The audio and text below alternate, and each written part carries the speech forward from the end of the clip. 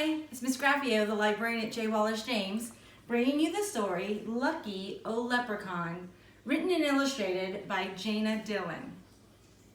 It is an AR book, reading level 3.3, and the quiz number is 55955. When we get back to school, you guys can take the AR test on this one. Lucky, O Leprechaun. Some people say you can't catch a leprechaun nowadays. Well, you can, but you've got to be smart about it. Those tricky little creatures will try to befuddle your eyes, twirl your thoughts, and outwit your plans every time. On the eve of St. Patrick's Day, the O'Sullivan kids, Megan and Sean, were sent to stay with their old grand aunties, Auntie Moira, Auntie Bridget, and Auntie Kathleen. Sure, you might think Meg and Sean would hate spending St. Patrick's Day weekend with three very old ladies. Oh, but that's upside down thinking. All Meg and Sean had to say was, please, and the dear old aunties would let them do whatever they wanted, just like that. Aunties, said Meg that day, we want to catch a leprechaun. A leprechaun, is it? Cried Auntie Moira. One of those crabby little shoemakers, said Auntie Bridget. Leave himself alone, said Auntie Kathleen. Who? Asked Sean. The leprechaun in the garden, said Auntie Kathleen. He's been there since we were little girls, admitted Auntie Moira. We named him Lucky O Leprechaun, said Auntie Bridget. If we catch him, said Meg, he'll grant us a wish. And the stories he can tell us, cried Sean, true stories of long ago. People usually ask for their pot of gold, said Auntie Moira, but tricksters they are. You catch one by holding them in your sight. Blink once, and they're gone. Forget about it, kids. Oh, please, begged Meg and Sean. Please, aunties. Oh, all right, sweeties, said the aunties together. You honey darlings. What did we just agree to, said Auntie Kathleen. They had to remind her, for of the three aunties, Kathleen had the poorest memory of the here and now. But as for the long gone, she recalled every detail. Remember, sisters, Lucky O Leprechaun always lived under one thorn bush or another. You'll need your shovels, kids. Once outside, Sean said, okay, I'm ready. Where's the thorn bush? And I see that was the problem. The auntie's yard was surrounded on all three sides by thorn bush hedges. And Meg and Sean sighed and started their digging. At sunset, Auntie Kathleen called, dinner, darlings. As Meg and Sean, sore and dirty, went into the house, they heard a little sort of laughter. Looks like you won't be catching any leprechauns today, mocked a little Irish voice. The kids turned back, but no one could be seen. Can we go out again searching after dinner, pleaded Meg as they ate. Oh, the day belongs to the people, said Auntie Moira, the night to the others. Please, begged Meg and Sean together. Please, aunties. Oh, all right, lovies. You sweethearts. This time, the kids used their brains instead of their muscles. They slipped out the front door and tiptoed to the back door. And there, looking out to the holes they had dug, was a wee little man in green. He had his hands on his hips and he was muttering to himself. We see you, Mr. O Leprechaun, cried Meg. And the little fellow just twirled around. Why, it's two wee children and sweet Auntie Bridget. How you doing, Bridget, my darling? The kids turned around to see, but no Auntie Bridget. They turned back and he was gone. Tricked. I bet he's laughing at us. And indeed, they did hear him snickering. The kids trudged back to the house and Sean stood in the doorway.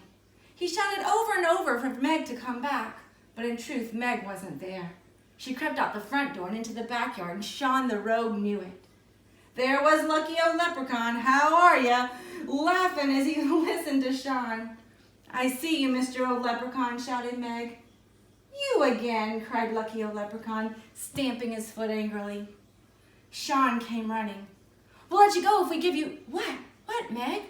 What do we want? His pot of gold? But is that what we really want, Meg? Quick, what? No, wailed Meg. I guess so. I guess his pot of gold. Granted, said Lucky O Leprechaun easily. He took a candle from his pocket and lighted it. I'll just put my candle down right right here to mark the spot, see? And on my honor, I won't move it while you go and get your shovels. Is that good enough? Sounds like he's trying to trick them again, huh, kids? Well, yes. Meg was surprised by how easy it was. They raced into the garage for their shovels, but when they came out, the entire backyard was aglow with wee little candles melting in the grass. "He tricked us again," cried Meg. In the warm circle of light at the table, Meg and Sean joined their grand aunties for tea and Irish bread. The old dear's usual bad time snack, you know. "Sean and I have a plan to outwit that leprechaun," said Meg. "How in heaven's name are you going to do that?" asked Auntie Moira. "With your help, aunties," said the kids. "Oh, please, please, Auntie Moira and Auntie Bridget." The trap to track the leprechaun to his home was set up as fine as you please on the kitchen floor. Auntie Moira poured a drop of tea in a wee dow's cup and placed a bit of Irish bread on a tiny dish. And Auntie Bridget let the kids put her old step dancing shoes of finest leather near the snack. And he being a cobbler, how could he resist? Auntie Kathleen had added a $5 gold piece that had lain hidden from thieves in her underwear drawer for 70 years and placed that near the teacup too. Last, they poured some ooey gooey shamrock green frosting in a circle around the trap. That should work, right? St. Patrick's Day morning, the kids leaped out of bed and raced downstairs. Auntie Moira and Auntie Bridget were staring at the trap. "It was himself," cried Auntie Moira. "That little Manny was here." Indeed, the gold coin was gone, and the food was eaten. "And glory be, that little devil cut a piece of leather from my shoe," said Auntie Bridget with delight. "It worked," shouted Sean. "Look, there's tiny frosting footprints leading to the back door. Come on, let's follow them." They opened the hall door to find Auntie Kathleen on her hands and knees scrubbing the floor. "There was frosting all over the floor," she said, "but don't worry, I've cleaned it up bright and shiny again." "Musha, you didn't." But Meg and Sean ran past Auntie Kathleen and out the door, and the green footprints began again and led to a hole in the ground under the thorn bush. "But how do we get him to come out?" whispered Sean. Auntie Bridget removed one of her gold earrings. "Put this beside the door, dearies, and hide." Sure, it didn't take long before that little miser came out with his eyes all aglow, staring at that gold. "We see you, lucky old leprechaun," shouted Meg, pouncing on him. "And a fine how do you do," cried the cobbler. "Bring the wee fellow inside," squealed Auntie Kathleen. Lucky old leprechaun saw he was in quite a spot. "If it's all the same to you, my fine calling Meg," he said in a voice laden with blarney, "I'm not interested in talking to anyone, including that old sport Sean beside you, or even that trinity of old girls, your aunties. So I'll be on my way, beg your pardon, so long, ta-ta, see you some other time."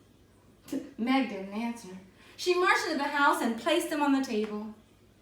"Ask for his pot of gold," warned Auntie Moira, "before he tricks you again."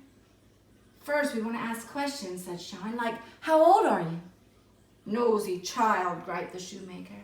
"You're every bit as nosy as your great-great-grandfather Kevin back in Ireland, who is always sneaking up on me and asking questions.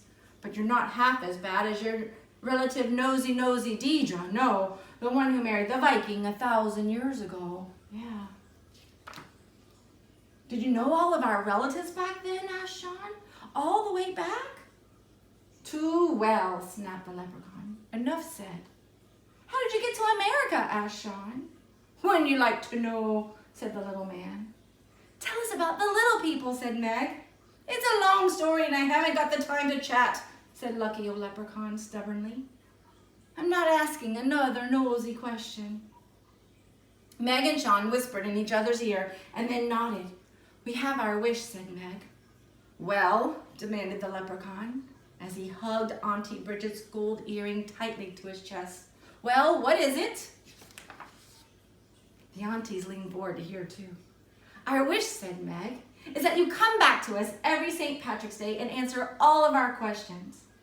"No gold?" asked the little miser, looking truly shocked. With gold, we can only buy things that anyone else can buy, said Meg, and it would soon be gone. But hardly anyone in the world has a leprechaun to talk to, said Sean. Agreed, said Lucky O Leprechaun. I'll do it. See you next year, called Meg, as the leprechaun leaped off the table. On St. Patrick's Day, said Lucky O Leprechaun. Top of the morning to you all.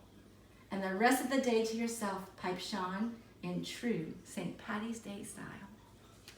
I hope you enjoyed this book on St. Patrick's Day, and a happy St. Patrick's Day to you.